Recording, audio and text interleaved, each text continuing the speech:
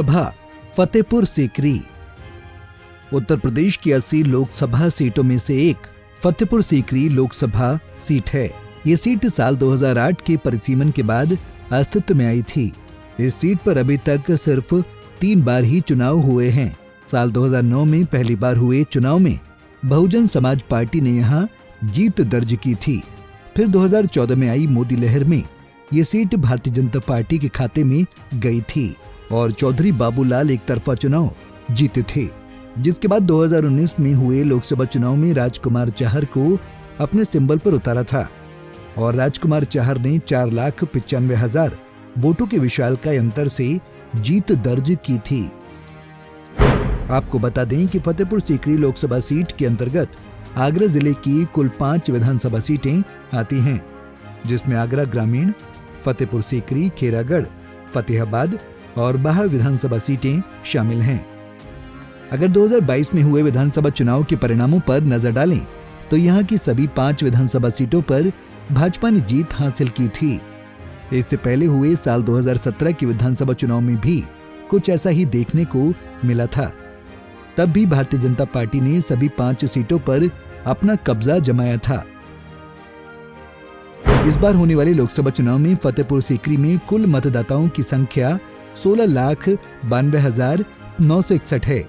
कुल मतदाताओं में पुरुष मतदाताओं की संख्या 9,24,551, महिला मतदाताओं की संख्या 7,68,357 और ट्रांसजेंडर के कुल 53 मतदाता शामिल हैं।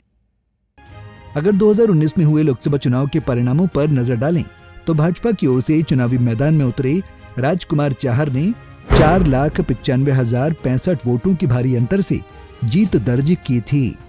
राजकुमार चाहर को कुल 6,67,147 वोट मिले थे, तो वहीं कांग्रेस के राज बब्बर को कुल 1,72,082 वोट मिले थे और वो दूसरे नंबर पर रहे थे।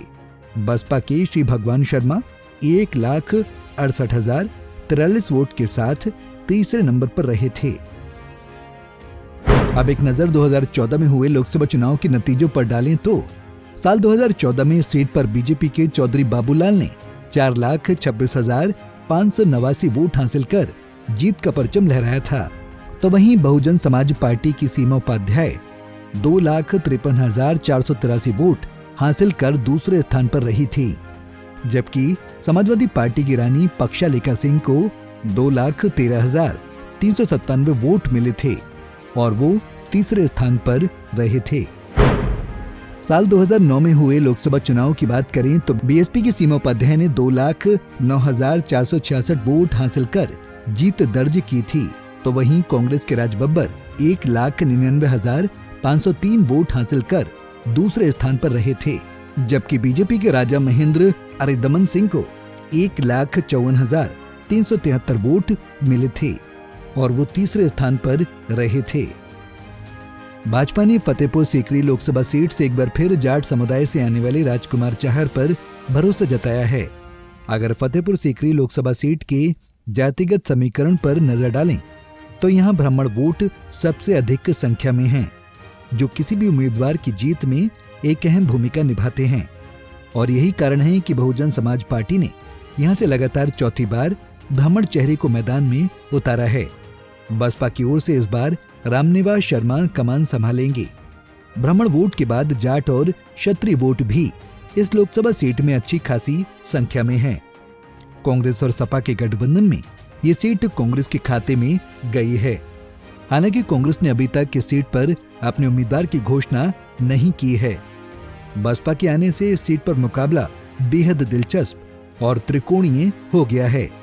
ऐसे में कयास लगाए जा रहे हैं कि बसपा के रामनिवास शर्मा भाजपा के वोट बैंक में सेंधमारी कर सकते हैं, जिससे कांग्रेस को फायदा हो सकता है। Bureau report, Punjab Kesari TV. हमसे जुड़े रहने के लिए हमारे YouTube चैनल को सब्सक्राइब करें और नई वीडियो की नोटिफिकेशन के लिए बेल आइकॉन को दबाएं।